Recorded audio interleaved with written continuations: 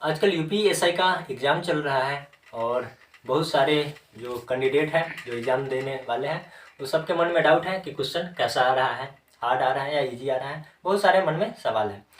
तो मैं भी एक कैंडिडेट हूँ उसमें से। मैं खुद एग्ज़ाम देकर आया हूँ। मेरा एग्ज़ाम वही 15 को था, सेकेंड शिफ्ट में। तो मैं यहाँ पे आपको एग्ज़ाम कैसा था, प्रत्येक चैप्टर से कितने क्वेश्चन था और सेक्शन वाइज मैं अच्छे से एनालिसिस आपको यहाँ पे करवाऊँगा। एक एक क्वेश्चन का एनालिसिस मैं यहाँ पे आपको दूंगा। चलो हम स्टार्ट करते हैं मैथ्स से। तो मैथ्स एकदम नॉर्मल था। अगर आप एसएससी का तैयारी करते हैं तो मैथ्स आप इजीली 35 प्लस ही कीजिएगा। अगर आप सीजीएल क्वालिफाइड है, सीजीएल का एग्ज़ाम आप दे चुके हैं और आप उसमें अच्छे मार्क्स प्राप्त कर चुके हैं, या सीएचएसएल भी आप क्वालिफाइड है, तो आप उसमें लगभग 37-38 या 40 क्वेश्चन भी मैथ्स में कर सकते हैं। और रीजनिंग का भी हाल कहीं ना कहीं वैसा ही है। मैथ्स और रीजनिंग दोनों एसएससी लेवल का है। आपको कहीं कोई दिक्कत नहीं होने वाला है अगर आप एसएससी का कैंडिडेट है तो। मैं खुद एक एसएससी का ही कैंडिडेट हूँ। सीएचएसएल इस बार मेरे मैथ्स में 47.5 मार्क्स है और रीजनिंग में भी 44 मार्क्स है। तो मैंने वो इसमें मैथ्स में 39 क्वेश्चन किए हैं। किए तो 40 है लेकिन 39 मैंने सही किए हैं, जिसका आंसर बनाने के बाद आंसर बढ़िया से आया है और मैंने उसको सही किया है। और एक क्वेश्चन पार्टनरशिप का था, वो थोड़ा हमको लेंदी लगा तो नहीं हो पाया मेरे से। और रीजनिंग मैंने 40 में 40 किए हैं। बिल्कुल नॉर्मल था। हो सकता है उसमें एक दो कथन निष्कर्ष वाले क्वेश्चन गलत हो, अदरवाइज सब सही था। तो मैथ्स एकदम नॉर्मल था, रीजनिंग भी एकदम नॉर्मल था। और एक और बात, जो मैथ्स है, मैथ्स में 40 के 40 क्वेश्चन मैथ्स का बिल्कुल भी नहीं है। मैथ्स का मुश्किल से 25 क्वेश्चन के आसपास है, 25 या 30 क्वेश्चन उसमें मैथ्स का है। और मैथ्स वाले सेक्शन में भी 10 से 15 क्वेश्चन रीजनिंग का है, उसमें भी 10 से 15 क्वेश्चन लगभग रीजनिंग का है। तो अगर आपका रीजनिंग स्ट्रॉन्ग है और मैथ्स थोड़ा वीक है तो आपको यहाँ पे बेनिफिट मिलेगा। अब हम इसका चैप्टर वाइज बात करते हैं कि किस चैप्टर से कितना मार्क्स था, कितने क्वेश्चन आए थे। तो सबसे पहले हम बात करते हैं जो अरिथमेटिक का। अरिथमेटिक में पहला चैप्टर जैसे आता है नंबर सिस्टम। तो नंबर सिस्टम से ज़्यादा क्वेश्चन नहीं था, जहाँ तक मुझे याद है एक ही क्वेश्चन था उससे। एग्जैक्ट मुझे 40 के 40 क्वेश्चन तो याद है नहीं, लगभग 30 क्वेश्चन के आसपास याद है, तो मैं उसके बारे में आपको बता दूंगा। तो नंबर सिस्टम से एक क्वेश्चन था रिमाइंडर थ्योरम से, जो बिल्कुल सिंपल था। मैं क्वेश्चन भी बता देता हूँ। जैसे क्वेश्चन था कि 32 मल्टीप्लाइड 33 मल्टीप्लाई 34 मल्टीप्लाई 35 मल्टीप्लाई 36, और इसको 17 से डिवाइड करना था और रिमाइंडर पूछा हुआ था। तो बिल्कुल आसान है। जब 32 गुने 33 गुने 34 गुने 35 है और बीच में 34 है तो ये 17 से मल्टीप्लाई होगा, तो मतलब इसका रिमाइंडर 0 था। तो ये क्वेश्चन था। तो यहाँ से एक क्वेश्चन था। एलसीएम एचसीएफ से बात करें तो एलसीएम एचसीएफ से एक क्वेश्चन था। जो क्वेश्चन बिल्कुल आसान था, जो फ्रैक्शन था, जैसे 21/73 और 35/46। डाटा एग्जैक्ट मुझे याद नहीं है, मैं लगभग बता रहा हूँ किस तरह का था कि फ्रैक्शन था और उसका एलसीएम निकालना था। तो ये भी बिल्कुल आसान है। एलसीएम निकालना है तो ऊपर वाले का जो अंश होता है उसका एलसीएम निकाल दीजिए और नीचे वाले का एचसीएफ निकाल दीजिए। अब बात करते हैं परसेंटेज। बहुत आसान क्वेश्चन था। जैसे इस तरह का था कि 400 का 35% का 65% का 25% का 48% का मान कितना होगा, इस तरह का क्वेश्चन था। तो बिल्कुल सिंपल है, केवल मल्टीप्लाई तो करना है। तो ये बहुत ही आसान था। रेशियो एंड प्रोपोर्शन की बात करते हैं, अनुपात एवं समानुपात की। तो यहाँ से भी मेरे हिसाब से एक क्वेश्चन के आसपास था, जो उतना हार्ड नहीं था, सिंपल था, इजीली आप कर लोगे। प्रॉफिट लॉस, यहाँ से 2 क्वेश्चन था, बिल्कुल सिंपल। एक क्वेश्चन तो ये था कि कोई किसी वस्तु के अंकित मूल्य पर 20% और 15% का 2 डिस्काउंट दिया जाता है, और अंक में इसका वैल्यू दिया था कि इतना डिस्काउंट दिया जाता है, तो इसका अंकित मान क्या होगा। बिल्कुल सिंपल है कि एक वस्तु है जिसके एमआरपी पे 2 डिस्काउंट सक्सेसिव डिस्काउंट दिया जाता है और उसके बाद इतना डिस्काउंट दिया जाता है, रुपये में दिया था इसका वैल्यू, तो उसका अंकित मूल्य क्या है वो निकालना था। तो सिंपल था। तो ये, और एक क्वेश्चन और था, वो भी सिंपल ही था, और एग्जैक्ट डाटा मुझे उसका याद नहीं, वो भी सिंपल ही था। मिक्सर एलिगेशन से शायद कोई क्वेश्चन नहीं था, मुझे तो याद नहीं, कोई क्वेश्चन शायद नहीं था इससे। सिंप्लीफिकेशन, सिंपल इंटरेस्ट, साधारण ब्याज और चक्रवृद्धि ब्याज, इससे 2 क्वेश्चन था, सिंपल था। एक क्वेश्चन था कि SI और CI का डिफरेंस दिए हुआ था और प्रिंसिपल दिए हुआ था और रेट निकालना था। सिंपल है, 2 साल का SI CI का डिफरेंस दिए हुआ था, प्रिंसिपल दिए हुआ था और रेट निकालना है। तो ये भी सिंपल था, तो ये क्वेश्चन आप इजली कर लोगे। और एक और था, वो भी सिंपल ही था, इजली आप कर लेते हैं। और एक क्वेश्चन ये था कि हाँ, जैसे कुछ वैल्यू दिया हुआ था, मान लीजिए कि 28,000 रुपया है, इसके 2 पार्ट है, तो एक पार्ट को 5% की दर से 4 साल के लिए दिया जाता है। डाटा भी यही था, 5% की दर से 4 साल के लिए दिया जाता है। और दूसरे पार्ट को, 28,000 के दूसरे पार्ट को 4 साल के लिए ही 9% की रेट पे दिया जाता है। तो दूसरा पार्ट का वैल्यू कितना है? और ये दिया हुआ था कि इसके जो अमाउंट है, अमाउंट भी दिया हुआ था। इंस्टॉलमेंट से कोई क्वेश्चन नहीं था मेरे शिफ्ट में। टाइम एंड वर्क का 2 क्वेश्चन था, दोनों क्वेश्चन सिंपल ही था, लेकिन डाटा थोड़ा कैलकुलेटिव कह सकते हैं, कैलकुलेटिव नहीं, थोड़ा ज़्यादा नहीं। इस तरह से क्वेश्चन था, ए किसी काम को 210 दिन में करता है, बी किसी काम को 420 दिन में करता है, तो दोनों मिलकर कितना दिन में करेगा? तो बिल्कुल सिंपल है, केवल डाटा 210 420 देती है, तो ये ज़्यादा हार्ड नहीं है। एक और क्वेश्चन ऐसा ही था बिल्कुल, कि ए किसी काम को 512 दिन में करता है, बी किसी काम को 620 दिन में करता है, सी किसी काम को 840 दिन में करता है, इस तरह का। तो तीनों मिलकर काम को कितना दिन में करेगा, तो इस था। तो डाटा थोड़ा कैलकुलेटिव है, बट बहुत सिंपल है, तो आप इजिली कर लोगे। पाइथन सिस्टम से कोई क्वेश्चन नहीं था। टाइम स्पीड एंड डिस्टेंस से 2 क्वेश्चन था, बिल्कुल सिंपल। इस तरह का था कि 2 ट्रेन है, एक का लंबाई दूसरे से 2 गुना है, और दोनों मिलकर इतने सेकंड में एक किसी चीज़ को पार करता है, और एक अदर प्लेटफॉर्म है जिसका लंबाई दिया था और उसको कितना देर में पार करेगा, इस तरह का क्वेश्चन था। तो कोई ज़्यादा लेंदी नहीं था, इजली कर लेते, इस तरह का था, सिंपल ही था। नाव और धारा से कोई क्वेश्चन नहीं था, रेलगाड़ी से कोई क्वेश्चन नहीं था, अलग से रेस से भी कोई क्वेश्चन नहीं था। ये सब पार्टनरशिप से क्वेश्चन था, एक क्वेश्चन था और मेरे से हुआ भी नहीं। सिंपल ही था, उतना हार्ड नहीं था, लेकिन मेरे से उस समय नहीं हो पाया। एवरेज से एक क्वेश्चन था, जिसका एक क्वेश्चन था, इस तरह का था कि 75 स्टूडेंट है और 80 स्टूडेंट है और 85 स्टूडेंट है, और 75 स्टूडेंट का एवरेज 75 है, 80 स्टूडेंट का एवरेज 80 है, और 85 स्टूडेंट का एवरेज 85 है। तो ओवरऑल सारे स्टूडेंट का एवरेज कितना है? सिंपल ही था, इजिली आप कर लोगे। 75 स्टूडेंट का एवरेज 75 है, 80 स्टूडेंट का एवरेज 80 है, और 85 स्टूडेंट का एवरेज 85 है। यही सेम डाटा यही था। तो ओवरऑल स्टूडेंट का एवरेज कितना होगा? तो ये क्वेश्चन था एवरेज से। एज से जहाँ तक याद है कोई क्वेश्चन शायद नहीं था मेरे शिफ्ट में। और DI 2 DI था, यानी टोटल 2 DI से 5 या 6 क्वेश्चन, शायद 6 था, 6 या 5 ऐसे ही था। 2 DI से 2 DI था, बिल्कुल सिंपल। आप अगर SSC का प्रिपरेशन कर रहे हो तो उसी पे बेस्ट था। रेलवे या SSC किसी का अगर DI आप सॉल्व किया हो तो उसी पे बेस्ट था, बिल्कुल सिंपल था। आप दोनों के दोनों DI इजीली कर लोगे। तो ये था, लगभग मैंने 25-30 क्वेश्चन के आसपास चर्चा किए होंगे, बाकी एग्जैक्ट ये लगभग इसी टाइप का क्वेश्चन था, और 40 के 40 तो मुझे भी याद नहीं है।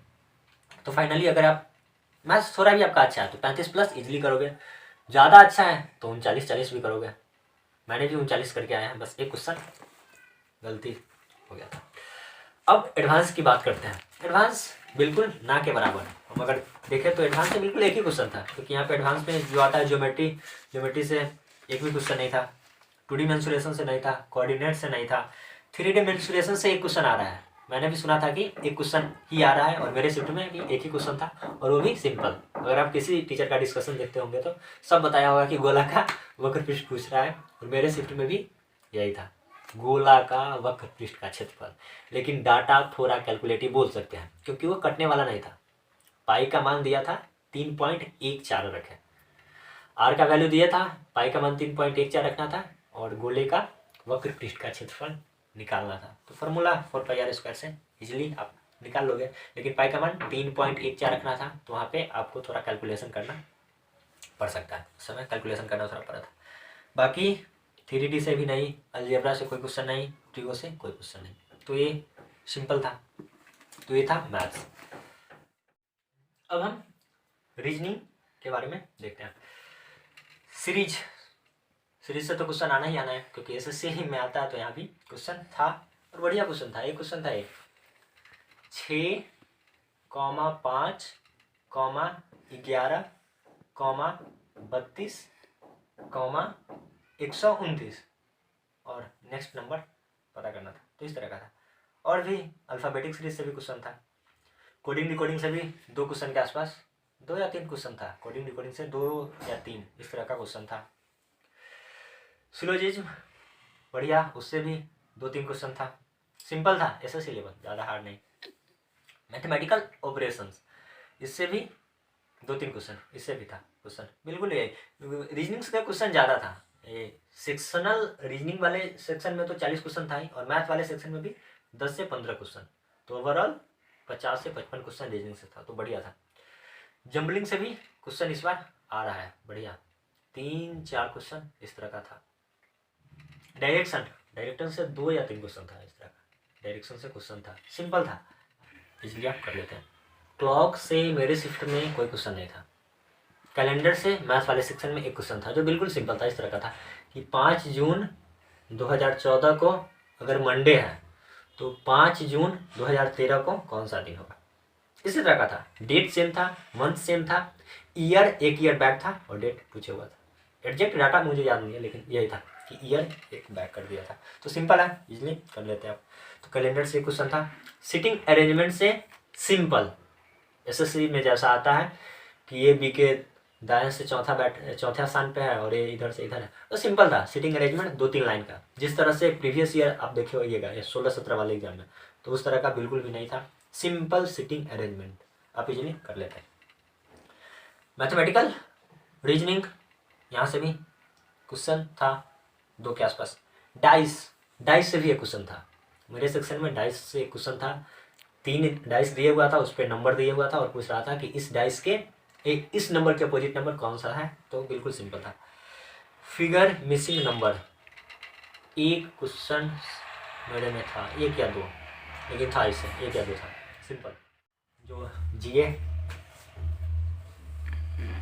जीए की बात करें तो कोई ज़्यादा टफ नहीं था पिछली बार की तरह।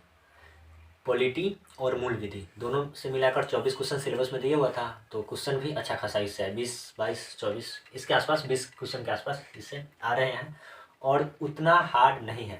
पॉलिटी को देखा जाए तो प्रीवियस ईयर क्वेश्चन अगर आप सॉल्व करते हैं तो उसमें कथन टाइप का, जिस तरह से यूपीएससी एग्जाम कंडक्ट करता है उसका जो क्वेश्चन होता है, तो इस तरह का क्वेश्चन कथन दे देकर था, लेकिन इस बार 1 लाइनर क्वेश्चन है, आप इजीली कर लोगे और बहुत सिंपल है।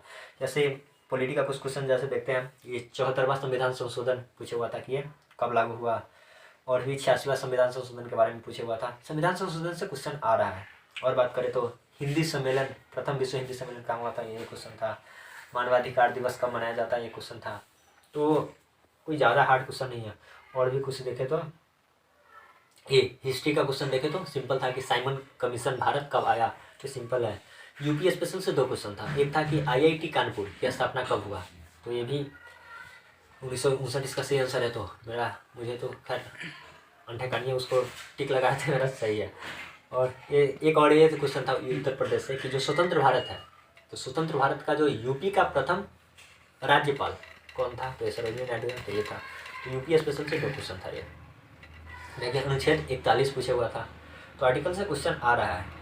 करेंट अफेयर से ज़्यादा क्वेश्चन तो मेरे हिसाब से नहीं है, करेंट अफेयर से नहीं था। एक क्वेश्चन था ये कि मालाबार युद्ध अभ्यास जो सबसे पहले हुआ था किसके बीच हुआ था, ये शायद अमेरिका है उसके बीच, तो ये था। फिर ये था हिंदी दिवस कब मनाया जाता है, तो दिवस से 2 क्वेश्चन था, एक मानवाधिकार दिवस कब मनाया जाता है और एक विश्व हिंदी दिवस कब मनाया जाता है। ये पूछा था। अनुसूची 4 पूछा हुआ था कि राज्यसभा में सीटों का बंटन, तो ये सब था इस तरह का। रैम के बारे में पूछा हुआ था, या किस तरह का मेमोरी है, तो प्राइमरी मेमोरी इस तरह का। एक क्वेश्चन था कि ज्ञानपीठ पुरस्कार कितने भाषा में दिया जाता है, ये था। पंपास घास के मैदान कहाँ पे है, तो ऑप्शन में था ये दक्षिण अमेरिका, यही होगा। तो इस तरह का क्वेश्चन था। ये क्वेश्चन था कि पहली बार भारतीय रेल कब चला था, तो सिंपल है, कुछ ज़्यादा हार्ड नहीं है। ये अहिंसा के बारे में पूछा था कि किसने कहा था कि आज़ादी का एकमात्र साधन अहिंसा है, तो महात्मा गांधी के कथन है, तो ये क्वेश्चन था। एक बायो से एक क्वेश्चन था कि एंथ्रेक्स जो रोग होता है, एंथ्रेक्स, तो ये किसके कारण होता है, जीवाणु, विषाणु, प्रोटोजोआ, कवक, सवाल, इस तरह का ऑप्शन में था। तो इस तरह का क्वेश्चन था। कोई एक फुल फॉर्म था PIL का फुल फॉर्म पूछा हुआ था। ये जनहित याचिका से रिलेटेड है कुछ। तो ये सब था इस तरह का। तो ये कुछ ज़्यादा टफ नहीं था। अगर आप सही से करते हैं तो 24-25 क्वेश्चन के आसपास सब कर लेते हैं, लेकिन इससे ज़्यादा थोड़ा फिर मुश्किल हो पाता है, क्योंकि ये मूल विधि ठीक ठाक लेवल का था, लेकिन पॉलिटी का कुछ खास लेवल नहीं था, और बाकी सब्जेक्ट का भी कुछ उतना ज़्यादा हार्ड नहीं था, एवरेज था, इजीली कर लोगे। अब हिंदी का बात करते हैं। हिंदी लगभग ठीक ठाक जिस तरह का आना चाहिए उस तरह का आ रहा है, ना ही ज़्यादा ईजी ना ही ज़्यादा हार्ड, ये सही है। मैथ्स की बात करें तो ओवरऑल ईजी ही था, रीजनिंग की बात करें तो ओवरऑल ईजी ही था, जीएस की बात करो तो ये भी पिछले साल की तुलना में ओवरऑल ईजी ही था। हिंदी जैसा था वैसा ही, इसको ना ही आप हार्ड बोल सकते हो ना ही आप ईजी बोल सकते हो। जैसे इसमें देखें तो ये तत्सम तद्भव से क्वेश्चन था, बोला था कि क्वेश्चन था कि इनमें से कौन सा शब्द तद्भव नहीं है, और ऑप्शन 4 शब्द था, तो इस तरह का एक क्वेश्चन था। पर्यायवाची शब्द भी था, एक या दो, एक था शायद, एग्जैक्ट मुझे याद नहीं है, वर्ड भी याद नहीं है, लेकिन था। विलोम था, क्षुद्र का विलोम था, हाँ क्षुद्र शब्द इसका विलोम क्या है, तो ये था। अनेकार्थक शब्द नहीं है। और हिंदी व्याकरण में एक डिफिनीशन एग्जाम में पूछा जा रहा है। जैसे आप मेरे एग्जाम में शायद अकर्मक क्रिया का डिफिनीशन पूछा हुआ था, कि ये कर्मक क्रिया का परिभाषा दिया हुआ था और पूछे हुआ था ये किस क्रिया का परिभाषा है, इस तरह का क्वेश्चन था। यानी परिभाषा दो, मेरे एग्जाम में दो परिभाषा था, एक अकर्मक क्रिया का था और एक भाववाच्य का था। वाच्य होता है ना, कर्तृवाच्य, कर्मवाच्य, भाववाच्य, तो भाववाच्य का एक डिफिनेशन था। दो क्वेश्चन डिफिनेशन से आ रहा है। और काल से भी दो क्वेश्चन है, कि इसमें शब्द दिया हुआ था, नहीं शब्द नहीं, वाक्य दिया हुआ था और पूछा हुआ था कि ये किस काल में है। तो सिंपल ही था दोनों, लेकिन काल से दो क्वेश्चन है। अब बात करें उपसर्ग से एक क्वेश्चन और प्रत्यय से भी एक क्वेश्चन। उपसर्ग प्रत्यय से एक क्वेश्चन था, एग्जैक्ट याद नहीं है। संधि से शायद कोई क्वेश्चन नहीं था। समास से एक क्वेश्चन था, द्वंद्व या द्विगु समास, जिसे स्टार्टिंग में अंक लगा होता है ना, तो इस तरह का था, इसका आंसर द्विगु समास होता है, तो समास से एक क्वेश्चन था। और बात करें तो रचना जो है, बुक वगैरह, इससे अच्छा खासा क्वेश्चन है, लगभग 5-6 क्वेश्चन के आसपास इससे था। बुक दिया हुआ था और पूछा इसके रचनाकार कौन है। और कुछ क्वेश्चन हिंदी में जीएस के क्वेश्चन थे, हिंदी सेक्शन में कुछ क्वेश्चन 4-5 क्वेश्चन जीएस के भी थे। तो जीएस का क्वेश्चन 40 न होकर 45 के आसपास था, हिंदी थोड़ा कम था उसमें भी।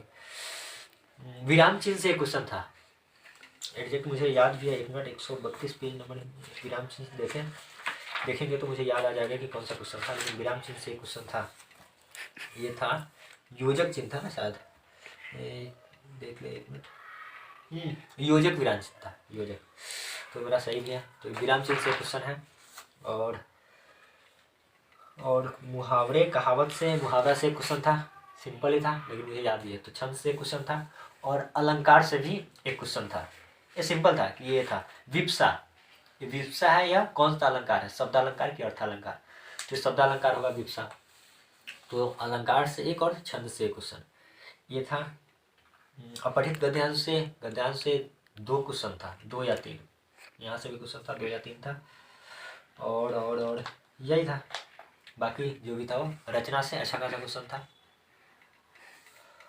तो ये था कंप्लीट एनालिसिस, चैप्टर वाइज, और पूरा अच्छे तरीके से जो क्वेश्चन था मैंने एग्जैक्ट बताने की कोशिश किया है। डाटा थोड़ा बहुत इधर उधर हो सकता है, लेकिन क्वेश्चन वही था, इस तरह का था। कटअप का अनुमान लगाया तो मैथ्स रीजनिंग उतना अच्छे लेवल का नहीं है, तो अधिकतर बच्चे मैथ्स रीजनिंग करके आ रहे हैं, नेगेटिव मार्किंग भी नहीं है तो ऐसे भी करके आ रहे हैं।